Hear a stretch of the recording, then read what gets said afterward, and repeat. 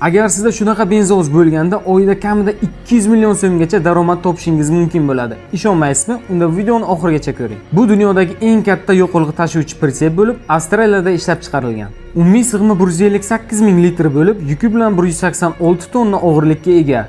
4 tirkamali yo'l poyezdi shaklida harakatlanadi. Ya'ni to'liq karvon birgina haydovchi tomonidan boshqariladi. Bir marta yo'lga chiqib, u minglab kilometr masofaga yoqilg'i yetkazib bera oladi.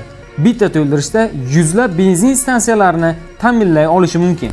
Bu kabi sisterna faqat Avstraliya cho'llarida ishlayapti. Lekin tasavvur qilib ko'ring. Xuddi shunday texnika O'zbekistonda ham yo'lga qo'yilsa, logistika xarajatlari kamayib, daromad oshib ketarmidi? Izas Trailers ham shunga o'xshash yuqori sifatdagi va ishonchli sisternalarni taklif qiladi.